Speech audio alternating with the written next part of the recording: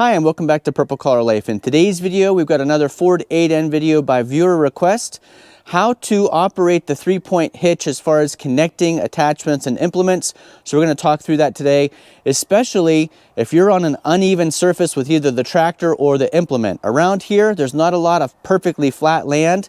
So when you back up to a piece of equipment with your tractor, sometimes it's difficult to get the arms lined up. I'm going to show you a little trick to make it a little bit easier to do that process today. If you're new to the channel, thanks for stopping by. If not, we've got a whole playlist of tutorials and helpful videos about the Ford 8N tractor. I'll put that playlist down below in the description. I realize that this is going to be really helpful to those of you who are new to tractors. To those of you who are experienced operators, this might seem a little basic, but use this opportunity to leave comments down below to help me explain the best ways to do these processes. So today we're going to take the 3-point receiver hitch off with the basket, and we're going to put on the back blade. And let me show you what's going on with this back blade. Some 3-point implements have some flexibility to how the portion of that implement attaches to the 3-point hitch. So for example, a finish mower, the 3-point attachment that attaches to the tractor is usually on some pivoting pieces that makes it a little bit easier to attach to the back of the tractor. The same thing with a brush hog. Even though that 3-point system is a solid piece, it's usually on some connectors that allow it to wiggle up and down a little bit to making attaching a little bit easier. Other implements, like for example a back blade, do not have the flexibility to move anything on those pins to attach it to the tractor.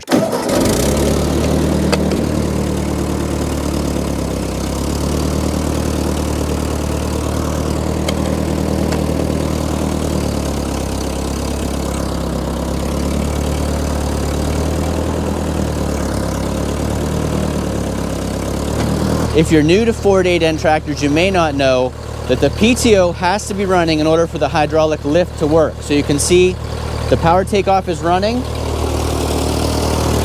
And I've got a whole video that explains about this little lever and then this big lever. So when you lift this lever, it raises the 3-point hitch. And when you lower the lever, it lowers the 3-point hitch. But like I said, the PTO has to be spinning in order for the raise function to work. Obviously, when you're working back here, you don't want to be working in this area while that's spinning. So you have two options. You can either shut off the tractor entirely, and that'll stop spinning, or you can shut off the PTO. This lever right here controls the PTO operation. I'm going to turn it off by pushing down the clutch, pulling that lever forward, and then letting the clutch out.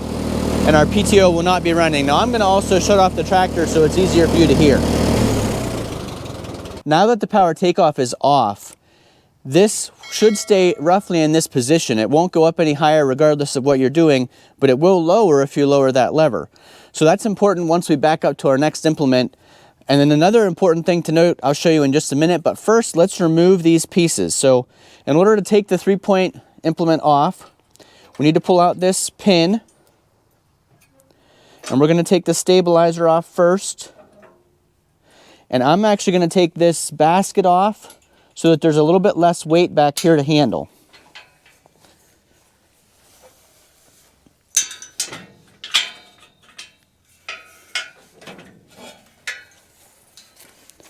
This arm's still connected. We're going to take the top link pin out. Save it right here where we won't lose it.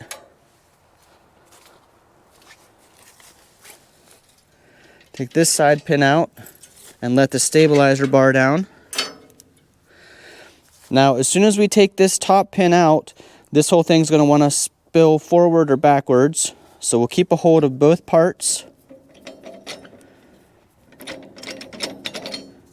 And you can see that would want to come down and whack you in the leg if you were standing behind it.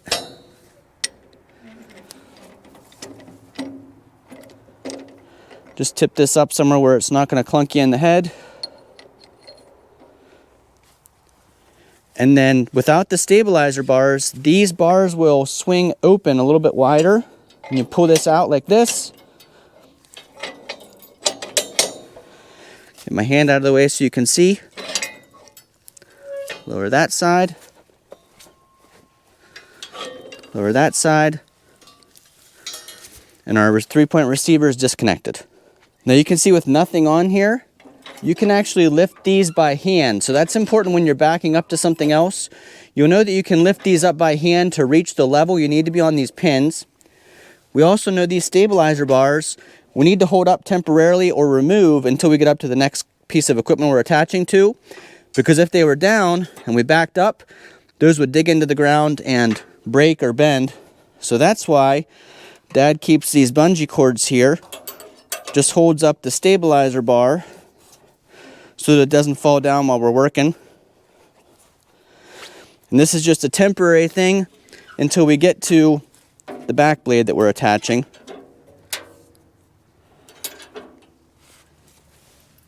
This pin's on a nice chain, but we'll put it over here.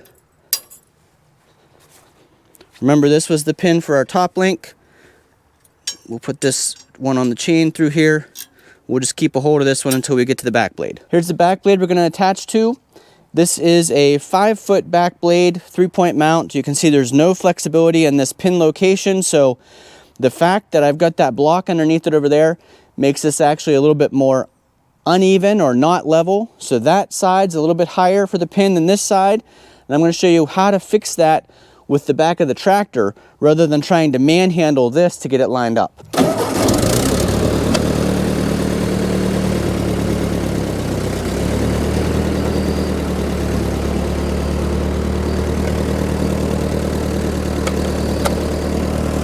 Now we're going to try to back into this so that our 3-point arms are lined up pretty close to those pins.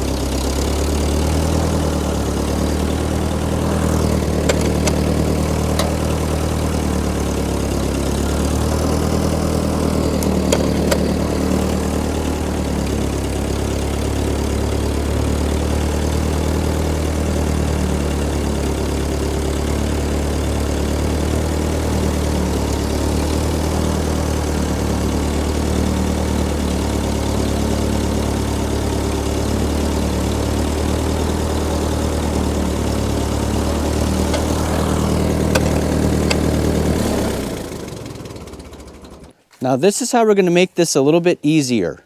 You can see these 2 links that are lifting up the 3-point hitch lower arms. The right one is actually adjustable. So when you turn this crank, it is lifting or lowering this arm. So you can see I'm turning it counterclockwise. It's actually lifting this arm up. That's how we're going to handle the fact that the blade is uneven, not level, compared to the tractor. So if the tractor's level and your implement's a little bit uneven, you can use this right-hand side arm adjustment to compensate for the fact that what you're attaching to is not level. We'll put this side on first, and you can see my chain has limited how far I can pull this out. So in this case, I am going to just push the blade up a little bit so that we can reach to get that on. And then I'm just going to coast the tractor back just a tiny bit.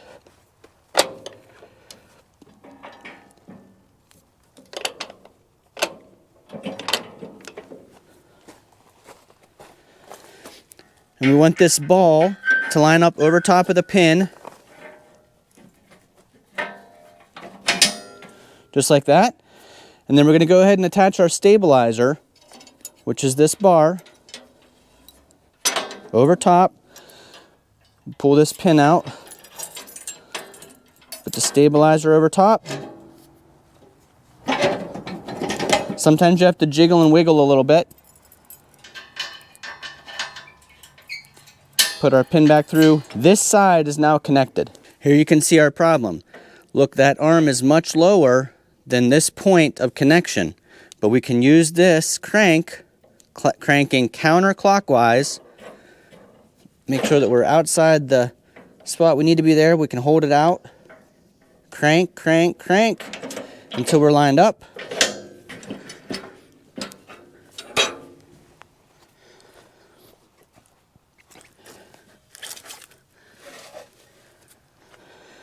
A little bit of side shift sometimes to get your hole to line up right, like that.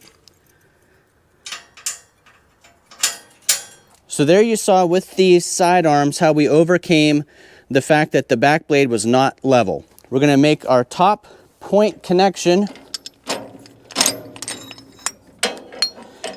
And again, if this wasn't lined up quite right, you use the top link like this to expand or contract, extend or retract where that pin lines up until you're level, until you're lined up. Now all 3 points are connected. I should note, if you're having trouble with these stabilizer bars, if you have brand new ones, you want to make sure these stabilizer attachment points under the axle have been installed correctly. I've seen some where these are actually mounted on the wrong sides, and it makes the pin further back here. Your stabilizer bar ends up out here somewhere and doesn't line up right with your pin. So you want to check that. But then also, depending on how wide your implement is, different stabilizers may be needed for different attachments, or there's also adjustable stabilizers. I'll put a link down below in the Amazon links for those. So in the Amazon links, if you need any of these parts, top link, solid stabilizer bars, or adjustable stabilizer bars, those should all be listed below. But the adjustable ones are nice because you can spin them in and out to extend or retract, and you can actually use that to put the blade a little bit further right or left by extending one side and retracting the other side. Remember, in order to lift up the 3-point hitch, I'm going to have to push in the clutch, turn on the PTO lever, and then use this lift lever to lift up the 3 points. Hold the brake, push down the clutch, make sure the tractor's in neutral, push the starter, push our PTO lever back on, let the clutch out, PTO is spinning. That allows us to lift up the 3-point hitch, which raises our back blade. Lowering it down lowers it, raising it up raises it.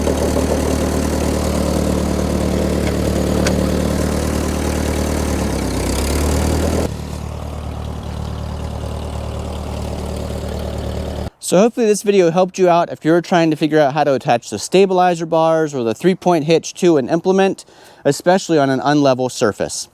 If you found this video informative or entertaining, please give us a big thumbs up. Those of you who know ways that I could have done this even better, leave those comments down below. It'll help educate me and help educate others. Now we're going to use the back blade to push some brush and maybe grade the driveway a little bit, but we're all set here.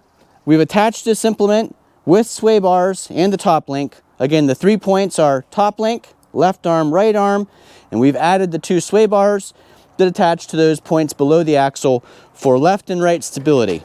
You can see that doesn't let the blade move very much left to right. Without the stabilizer bars, you would sway until the chain was tight in both directions, which is about a foot of flex left to right between, and maybe even more than a foot, but roughly a foot of flex left to right in the blade. Thanks for watching. I really enjoy making these Ford 8N videos, so if you've got future video ideas, make sure you leave them in the comments down below, and that'll give me more video ideas to help others learning to run these great machines. Now this video was with our Ford 8N tractor, but the system would be the same with a 2N, a 9N, Jubilee, NAA, 601, Workmaster like our 641.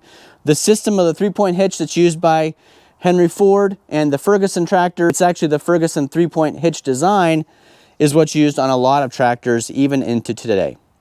Thanks for watching. Hopefully we'll see you again the next time.